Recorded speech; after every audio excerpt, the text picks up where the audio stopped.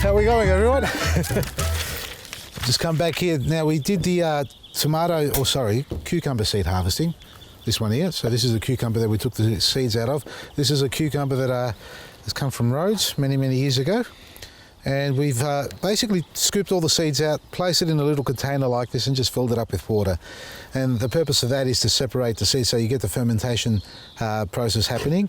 And what you'll find is the viable seeds will sink to the bottom because they're full inside, and the non-viable seeds, meaning the ones that won't germinate, if you put them in the ground, are going to float to the top because they're hollow or very insignificant seed.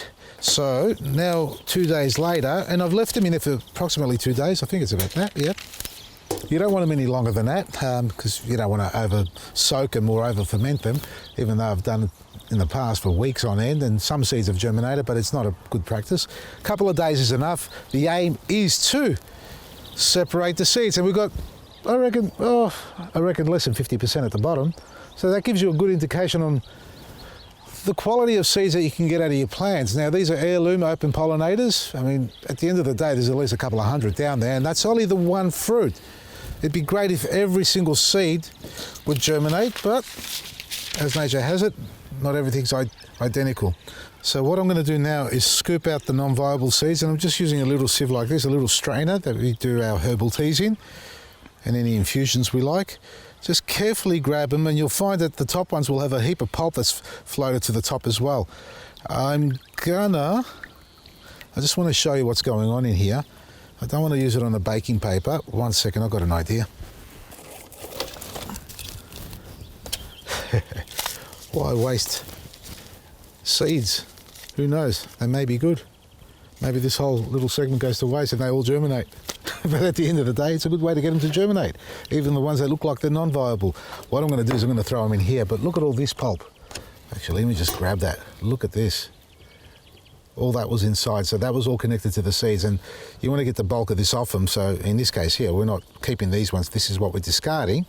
But for the sake of the experiment, let's not just throw these out. Let's put a little bit of soil over the top of them as well. Who knows? We all practice, a very sort of refined technique in how we grow our plants and sow our seeds, and then I just throw stuff like that and they all grow. But if they do grow, well, when we say things like seeds that float are non-viable and they end up germinating, well, wait a second, they haven't germinated yet. I'm just putting it out there, putting a bit of fear into everyone, or excitement, I should say. So we'll put this aside and let's finish off with the stuff that's in here. Let's get the rest of these out. All right, we're going to throw these on the ground. Get rid of all these. This is not the best and most finesse of strainers. It's quite chunky. But what we do is basically we're going to tip all this out again, but the way I want to tip it out is I want to replace the water.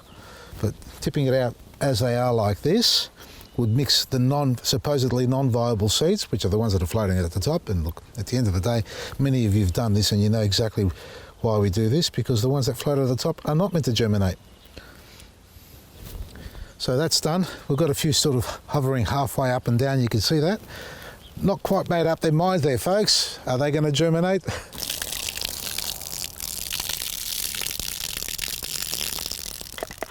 Now the bulk of the pulp's taken out. There's still a little bit in there, and that's typical, so you could almost leave it there another day, I think.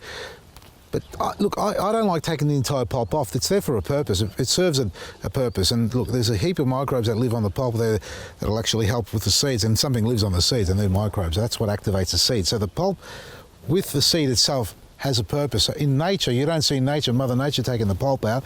It's only us because we want to try and store these for a long time, for a couple of years at least, so you want to get rid of the pulp that becomes a little bit awkward to use and manage. But if you're going to be planting them every season or every second season, you can leave most of the pulp on there. Just give them another little rinse. You could put them back in here and soak them for another day or something like that if you like, but I'm not going to go there. I'm going to just put them straight onto my baking paper. You can use a paper towel, a nice sort of thick paper towel. I didn't bring a tool to spread these out. I could just do it like that. So now we just want to spread these out on the baking paper, which will take a fair while longer to dehydrate, meaning that the moisture on the outside to evaporate, because the baking paper doesn't absorb or very little absorption happens. So these have to dry naturally in a stable environment, nowhere too hot. Don't leave them outside in the sun. Put them inside under the veranda where it's cool. Can be a little bit breezy. Just make sure the wind doesn't blow the paper away, because that's happened to me, and I've sitting there with a magnifying glass picking seeds off the ground. So they need a little bit more spreading, and that's pretty much it, folks. So if you've got fruit and veggies, well, mainly veggies I should say, that like the cucumbers and tomatoes, you want to start harvesting, put this in the back of your head. Pick your biggest and most ripe looking and handsome looking fruit, or good looking fruit, and let it ripen to its max. Don't pick the biggest one and eat it. Leave that there on the plant, and generally it's almost the second fruit that comes out.